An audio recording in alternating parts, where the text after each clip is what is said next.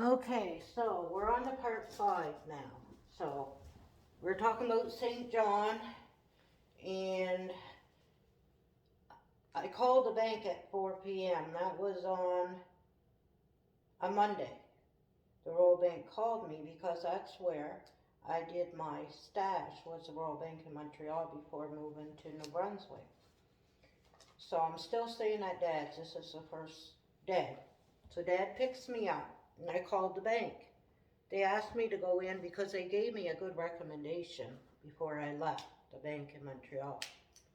So anyways, they said I was a hard worker and everything, and I explained my situation where my aunt passed away and I was moving back to New Brunswick, and I'll probably go to the Royal Bank either, well, I was hoping Fredericton, but anyways, I said New Brunswick, so they gave me a really good recommendation.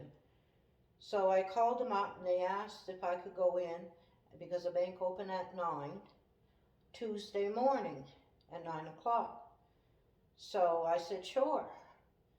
So Dad said, what did they want? I said, well, I've got a job interview tomorrow at 9. He said, well, I'll drive you in. Dad was retired or semi-retired at the time. So anyways, he said, I'll drive you in. And I said, what are you going to do? He said, oh, I'll just wait around King Square until you're done. I said, yeah, it might be an hour or so. He said, that's fine. I said, okay. So I go in Tuesday morning. They asked if I could start the next day. It was only going to be part-time, 30 hours a week, but it's pretty good pay, right? I mean, you're working at a bank. It was going to be part-time, 30 hours a week, but it might lead because I can, as a teller. I really wanted to do the secretarial, but they said something because I said, my mom, I got 2 kids, they're in Minto, and I said, no, be moving here. I got to get an apartment. And I said, I'm staying with Dad right now. And I said, and I got to pay the rent. And Mom, well, she was on welfare, right? So anyway, she loved her welfare. So I said, yeah, I'll take it. And they said, if anything else come up, we'll definitely, in the bank, that will give you 40 hours. We'll let you know you'll be the first one. I said, okay, that sounds good. So Wednesday night, okay, so I went in on Wednesday and started work. I wanted to see if I liked it or, but I did, of course. I'm going to take anything right now because I want to get out of Minto and have my kids. I didn't like to be separated with Bro and my oldest one. So Wednesday night I called about an apartment. It was advertised. I got newspaper that day. I said to Dad, I called Mom first. I said, look, I started work. I can get a 3-bedroom, but right now I'm only working part-time because we could put, the kids were only not even 2 and 4 yet. Bro was almost 2 and the oldest was almost 4. They weren't quite in a couple months or something.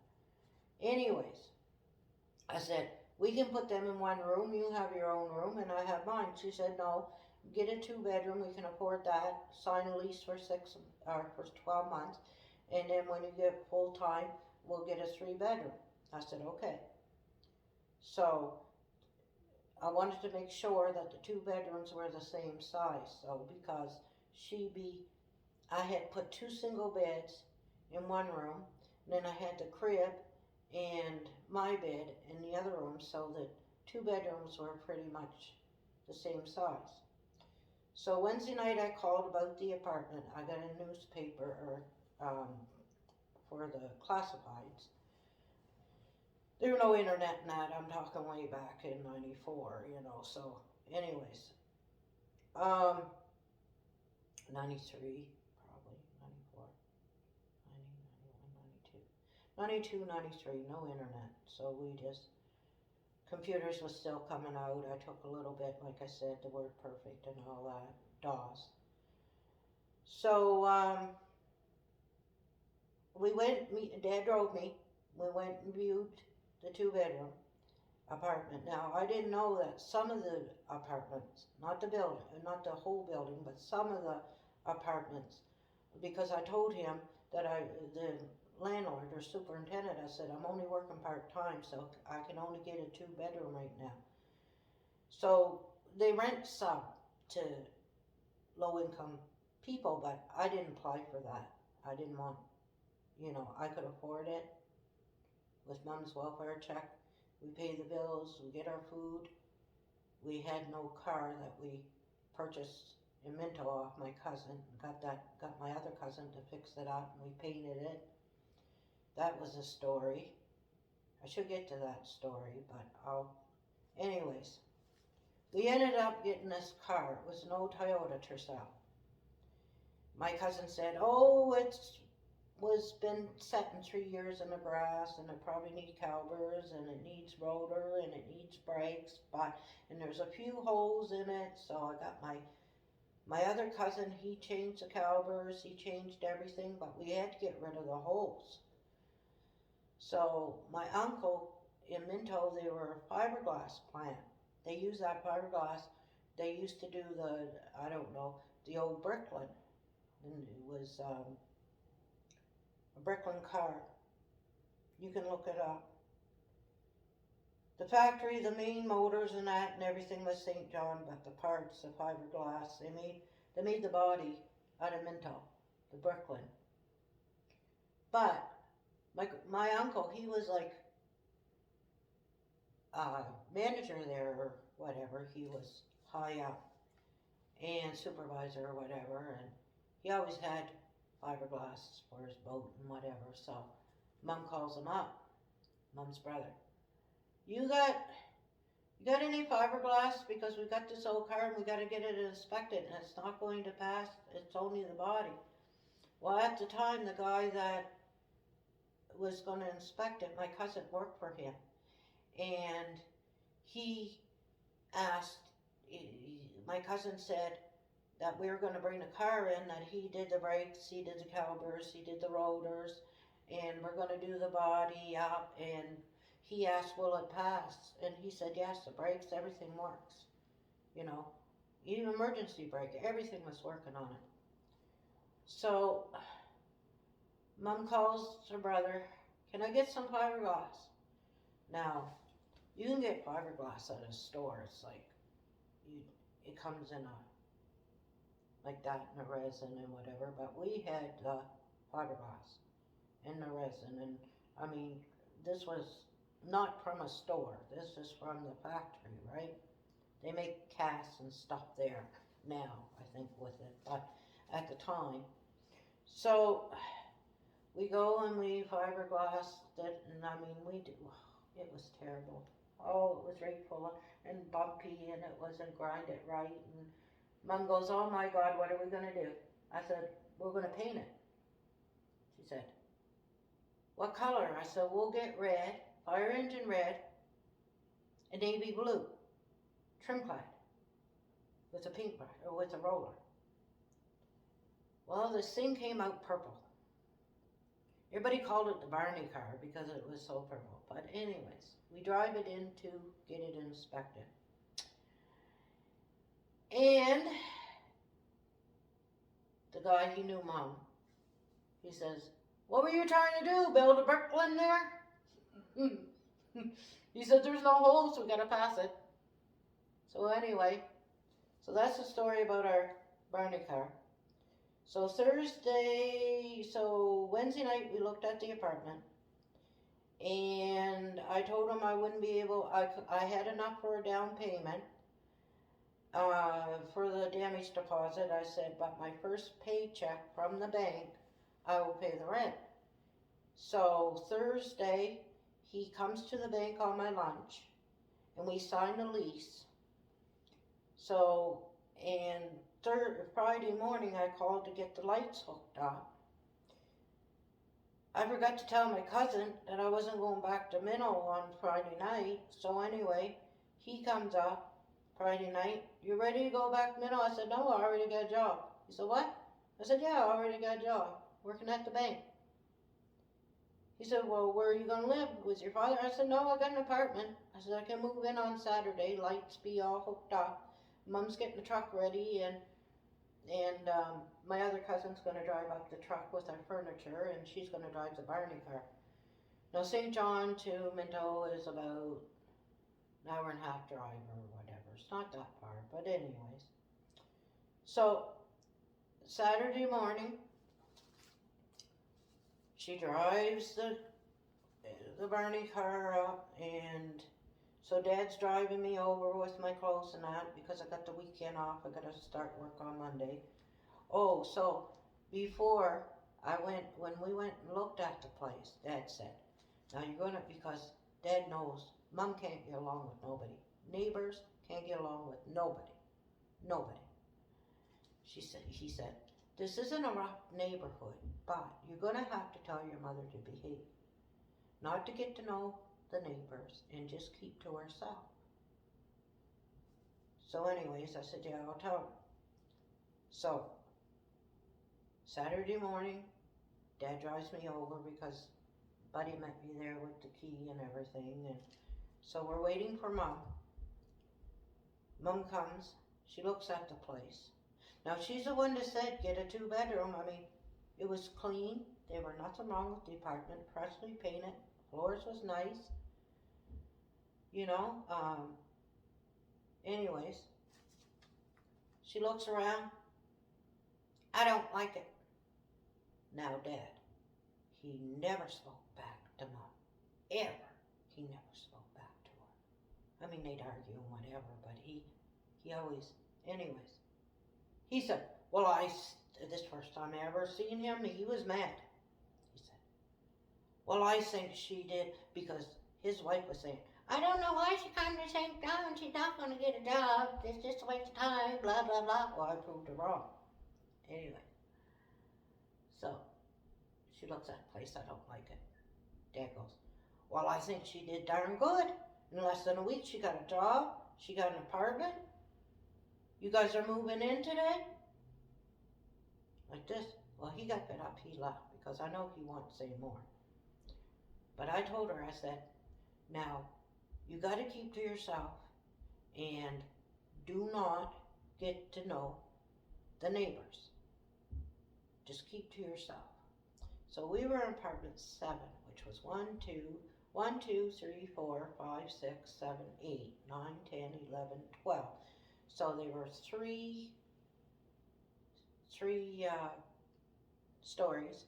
We're on the 2nd floor, and we were in apartment 7.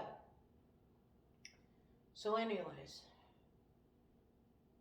apartment 5 was Laura Lee and little girl, and she was married. She stayed home with the kid. The kid was between Bro and my oldest daughter's age, and she was home all day. So anyways, and then the girl upstairs, she was in the last apartment 12. She knew Laura Lee. Now, she was dirty. She had a kid too, and she was dirty, and she didn't take care of herself, didn't take care of the kid. I mean, anyways, Laura Lee wasn't on welfare, but that one was definitely rent sub. Her boyfriend, I don't think, was supposed to be there, and they fight and argued, and I felt sorry for the kid. So, Monday morning, I go to work. And there was a girl on top of us. She was in apartment 11. She lived with her sister, and they both went to school. They went to college or something. So they weren't on welfare. So anyways, so I go to work, I come home, I open up the door. Door's open anyway. There, Laura Lee, sitting at the table, because as soon as you walked in, the table was their living room, and then had a kitchen that was, long, whatever they call them, and then the bathroom, and then had a little alcove, and then two bedrooms. Laura Lee sat in there, and in the alcove, that's where I had the kids' toys, so you could see, right? And then they had, like, you open up the door, and had, like, a long storage, but we had that door closed, and had all the toys in the alcove, so we wouldn't have them in the living room or dining room or whatever. So I said, so I'm looking at Laura Lee, and all of a sudden I see this little girl. So Laura Lee said, well, I said, I'm tired and I'm hungry. So, anyways, she went home with her kid. I said to Mom, I said, now didn't I tell you not to get involved with your neighbors? Well, I was getting the mail and I left the door open because the kids was in the alcove, and the mail you just had to go down, and it was right there. And Laura Lee opened up the door and her kid came in. What am I going to say? I said, well, I told you not to get to know the neighbors. So, next day I come home from work. The other girl was up and Laura Lee at the table with two kids. Now this kid's always sick upstairs, I guess. I don't know. Snot all over the toys everywhere and snot hanging down. Oh my God, it was so terrible. I said to Mom, I said, that's enough. No more people. I washed all the toys and that. So I heard, I'm not being prejudiced or nothing, but I heard he had AIDS. This kid's always sick. She's sick. I found out after she was prostituting herself or something, and I don't know. Anyway, it was screwed up, and I didn't want her in my house because he was all messed up, and it was just messed up. I said, I don't want nobody in my place. You want to talk to them outside, because they had little in the back, all the apartments, and then there were a place where the kids could play. I said, take them out there if you want somebody to talk to. I don't want anybody in our apartment. So anyways, so this is when I met Jim.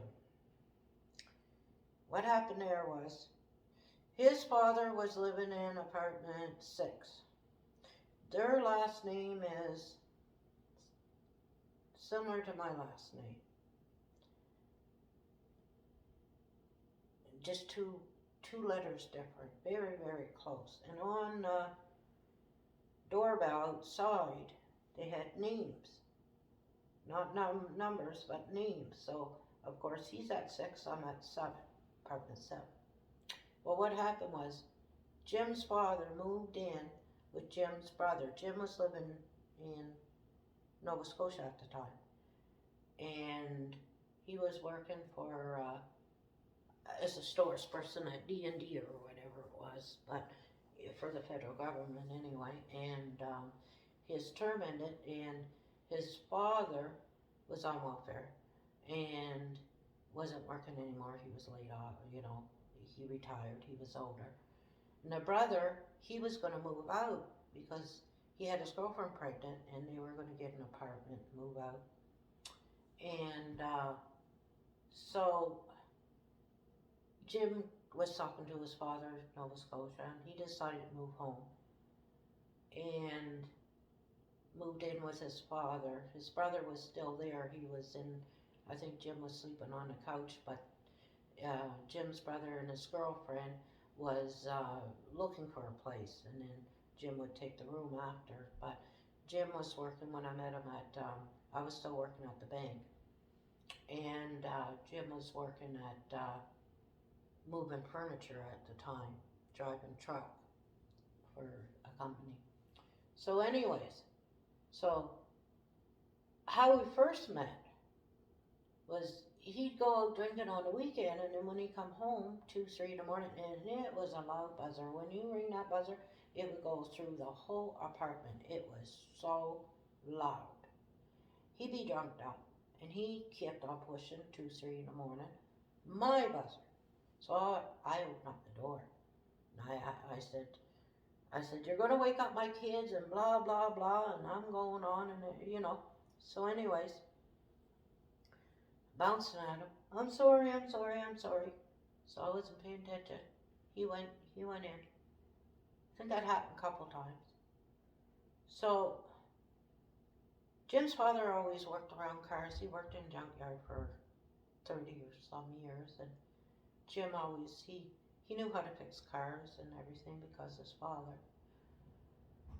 He always wanted to go to school, mechanic school, but anyways, things didn't work out. And so, yeah, he quit grade 11. he didn't finish grade 11. So he started working right away and whatever, but he he was good at doing cars. So one day, our car, our old Toyota, broke down. So mom's out there, she got to go with the kids to go get milk or whatever. And Jim's father was out there, and he says, "Oh, when my son is home. We'll take a look at it." So he comes home from work around 4, something like that. So they're working on the vehicle. Now I'm coming off. I gotta catch the bus, so it took me a little while to get home from downtown. I think I had to catch 2 buses. One to the mall, and then I had to wait about a half hour for the other one to take me up on top of the hill. So I get home about an hour after work, around 5 or so. I said, "Now what's going on?" I seen the hood up, seen Mom out there with the kids, seen 2 strangers out there. I said, "Now what is she doing?" Anyway, so this is how I met Jim. He's working on the car. They got it working. They got the car working. So anyway, she said, "Oh, come in and have a tea and blah blah blah and all this stuff." So after they were done, they came in for tea. So me and Jim started talking and everything, and so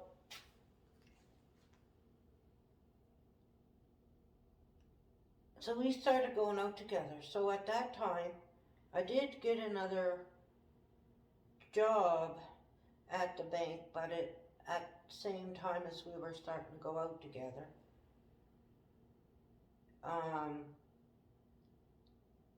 But it was downstairs at cash operations. It was 40 hours a week and $1 raise.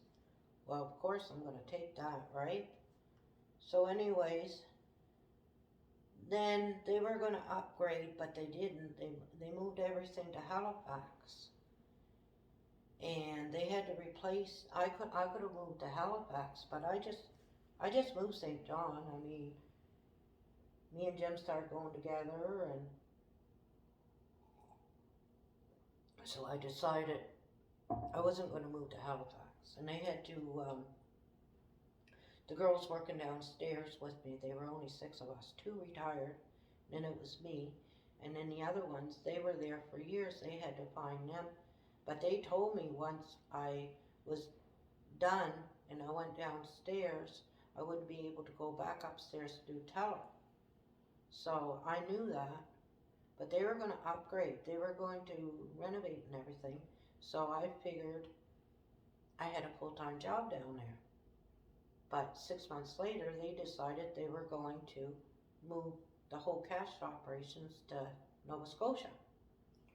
So I wanted to update my computers because Windows 95 just came in. Microsoft Office, well, WordPerfect was still in Lotus and that, debate, or Lotus and Perfect Presentations, whatever. That was still, but Microsoft Office, Word, Excel, PowerPoint, PageMaker came in, Publisher, Quattro Pro, all, we were starting to get into, not really the internet yet, but computer upgrade, and I didn't have anything like that. I had my secretarial, but I wanted to go full time. It was a 10-month course. So Mom says, but it wasn't September to June. It was starting, well, she didn't want to babysit in the summertime. And I got laid off at the bank, so I was on unemployment. Just before the course started, the course was starting in a week. I went and talked to the employment counselor. He said, "Oh, you got 2 kids?" He said, "We'll pay for your tuition, your books, your babysitting. We'll give you a bus pass money." Wow. Hey. Anyways, I went for that. Who wouldn't? And then after you're done your course, you have I think it was 4 weeks on the job training. And I wanted to I like secretarial. I didn't want to go back to the bank, So anyways, so Mom's like, I'll move back to Minto. I don't want to babysit. Well, what happened was, Jim be working in the daytime, and I'd be working. And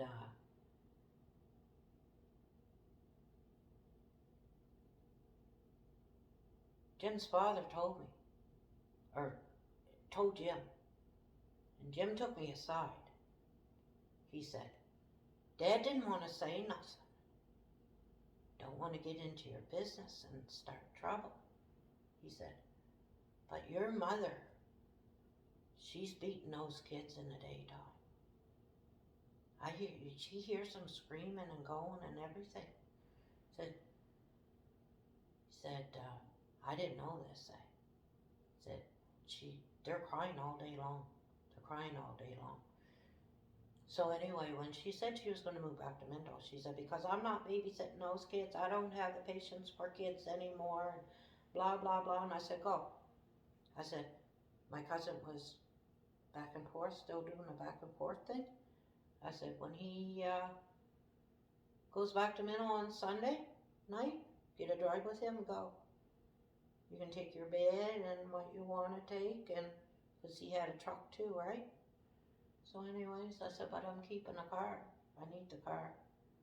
Well, what are you going to do? I said, I already got them, because I found out the day before about this stuff. I said, they're going to daycare. I said, I already got them. It's right in my school. I'll drive to my school, drop them off, and anyway, just a sec. How many minutes do we got here? Okay, so we'll do the other, what part? Part 6 next.